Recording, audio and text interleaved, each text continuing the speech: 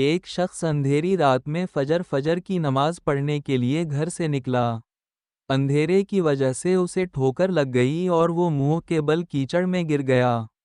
کیچڑ سے اٹھ کر وہ گھر واپس آیا اور لباس تبدیل کر کے دوبارہ مسجد کی طرف چل دیا۔ ابھی چند قدم ہی چلا تھا کہ دوبارہ اسے ٹھوکر لگی اور وہ دوبارہ کیچڑ میں گر گیا۔ کیچڑ سے اٹھ کر وہ پھر دوبارہ اپنے گھر گیا، لباس بدلا اور مسجد جانے کے لیے دوبارہ گھر سے نکلا۔ جیسے ہی وہ اپنے گھر سے باہر نکلا تو اس کے دروازے پر اسے ایک شخص ملا جو اپنے ہاتھ میں روشن چراغ تھامے ہوئے تھا۔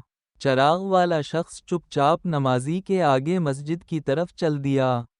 اس مرتبہ چراغ کی روشنی میں نمازی کو مسجد پہنچنے میں کسی دشواری کا سامنا نہیں کرنا پڑا۔ وہ خیریت سے مسجد پہنچ گیا۔ مسجد کے دروازے پر پہنچ کر چراغ والا شخص رک گیا۔ نمازی اسے چھوڑ کر مسجد داخل ہو گیا اور نماز ادا کرنے لگا۔ نماز سے فارغ ہو کر وہ مسجد کے باہر آیا تو وہ چراغ والا شخص اس کا انتظار کر رہا تھا تاکہ اس نمازی کو چراغ کی روشنی میں گھر چھوڑ آئے۔ جب نمازی گھر پہنچ گیا تو نمازی نے اجنبی شخص سے پوچھا، آپ کون ہے؟ اجنبی بولا، سچ بتاؤں تو میں ابلیس ہوں۔ نمازی کی تو حیرت کی انتہا نہ رہی۔ اس اجنبی کی یہ بات سن کر نمازی سوچنے لگا، ابلیس شیطان کیسے مجھے مسجد تک چھوڑ سکتا ہے؟ اس کا کام تو لوگوں کو بہکانا ہے۔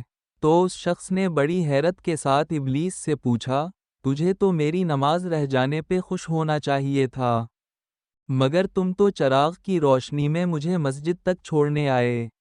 ابلیس نے جواب دیا کہ جب تمہیں پہلی ٹھوکر لگی اور تم لباس تبدیل کرکا مسجد کی طرف پلٹے تو اللہ تعالیٰ نے تیرے سارے گناہ معاف فرما دیے۔